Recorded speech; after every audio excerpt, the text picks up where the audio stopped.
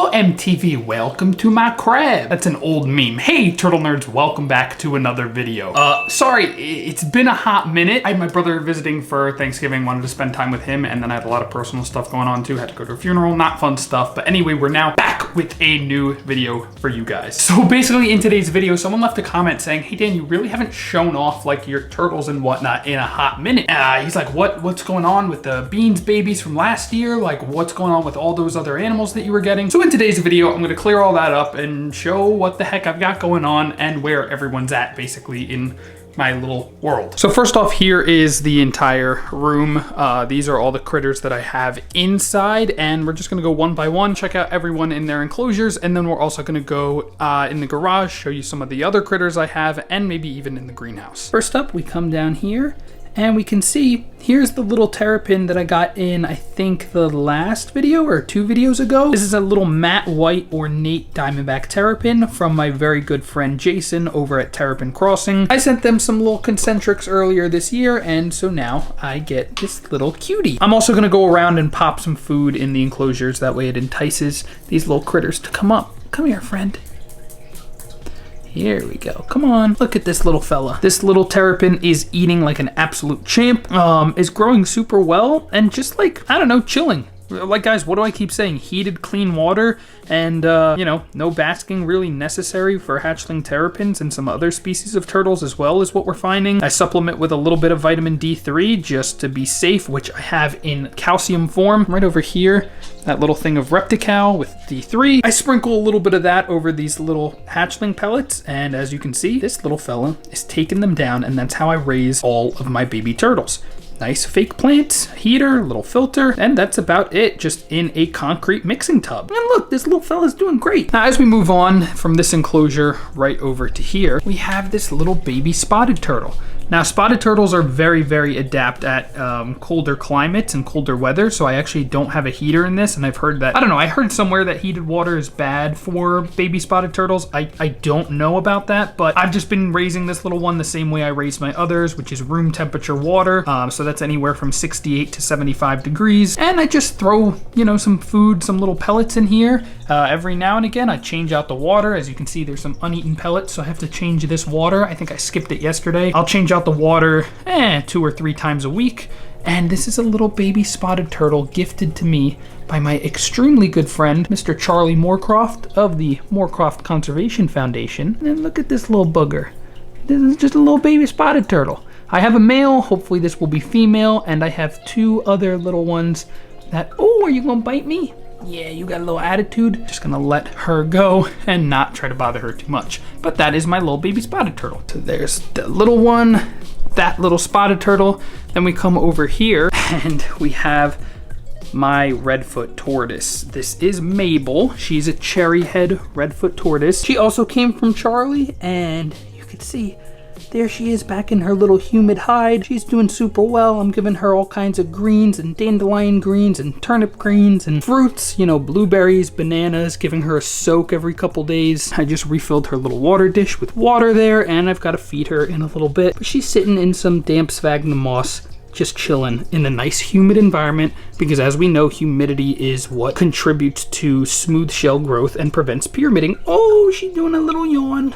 So that, yeah, I mean, that's my little redfoot tortoise. She's actually gonna come on out here because she thinks that she's getting fed. A really, really incredible little baby tortoise. I know that a lot of you guys wanna know where I get my turtles from. I'm gonna make that an entire separate video, but if you ever want to get any terrapins from me, when I have them available, they're in the link right up over here, over on my Patreon. I am gonna be having some more nates probably later this month, towards the end of December, right around Christmas time. And over there, you also, I mean, you also support me and help me like keep making these videos and whatnot, but one of the big things that, you know, I figure I can do for the people supporting me is give them first access to the terrapins that I get. But anyway, back to the turds. So next we have this 20-gallon tank with a Whisper 40i internal filter, just a little LED bar that I use for supplemental lighting every now and again, and a little 75-watt basking bowl. Right over here is the little basking spot, and we have 2 female spotted turtles from another very good friend of mine. I'm gonna go ahead and toss a little bit of pellets in here. These little fellas are growing like crazy. And these 2 spotted turtles actually are growing like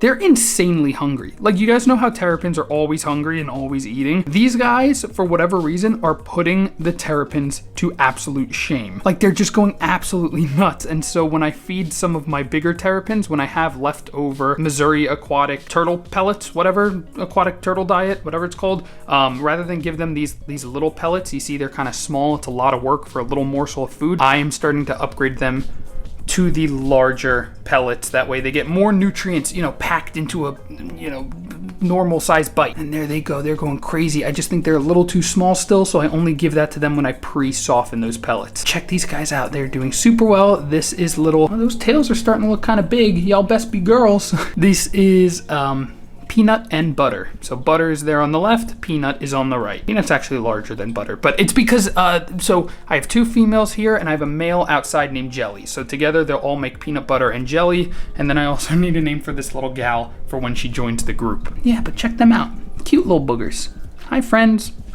Hi. Okay, so we have our tortoise, we have our spotted turtles, and then up here, we have some interesting fellas. Let me toss them in some food. Over here, we have the 2 Flipper babies that I decided to keep. Out of 10 babies that Flipper had, I only kept these 2. So these are half ornate and half centrata diamondback terrapins. I normally don't like to have hybrids, but I mean, I'm not gonna exactly prevent them, and I'm not gonna destroy the eggs of some perfectly viable little baby turts. So this little fella needs a name, and then there's that little one in the back who also needs a name. And this little male, supposed to be male, has some catching up to do on size, so I'm gonna let him keep eating and sort of take down these pellets, because he doesn't really like to eat in a separate enclosure. That little one back there does not mind. And this was the oddity of the bunch.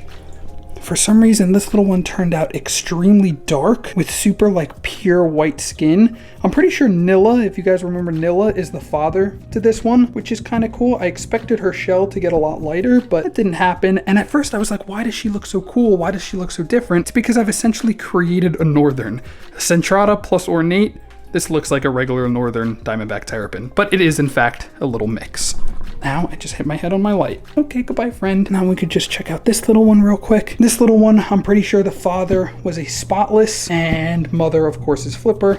And I know you don't like to be manhandled, or in this case, Dan-handled, so I will let the little one go. And again, for most of these enclosures, concrete mixing tub, concrete mixing tub, concrete mixing tub, concrete mixing tub. Hi, friend. Now all the way up here at the top in the last of the critters in the turtle room, we have 5 ornate diamondback terrapins gifted to me by my very good friend Grant Eater over at the Garden of Eater. He's got all kinds of freshwater shrimp and ornamental shrimp, like rare, hard to get, you know, freshwater shrimp, as well as tons of plants, and he is the go-to guy for that stuff. Anyways, here comes these little fellas. They're just, I don't know, they're growing huge. They're putting on really nice size. They're looking absolutely beautiful. And I'm just really, really happy with the way that these ones are turning out. Maybe I'll be able to get them in the pond by next spring, next summer, if they keep eating this well. And they're all, of course, starting to look like females because they were ground incubated. Usually down in Florida, it's pretty hot, so the temperatures are gonna be pretty high. So higher temperature incubation leads to females, lower temperature incubation will give you males. Look how pink this one is.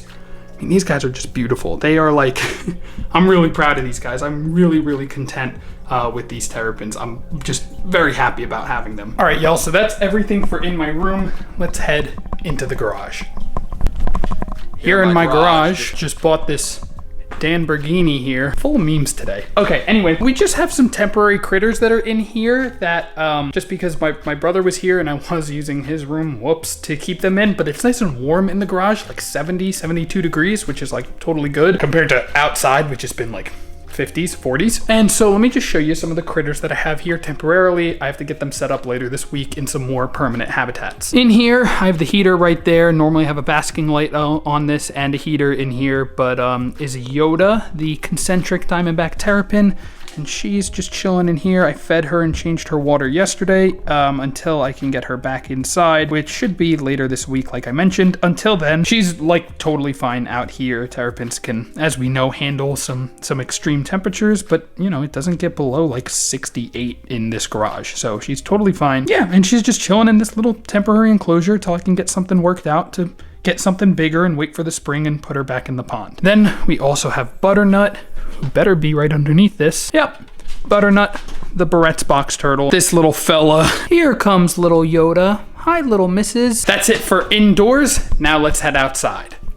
Now I'm gonna try to go quick because my camera's dying, but over here, Jelly and Otis, there you are, spotted turtle and Chinese box turtle are brumating out here.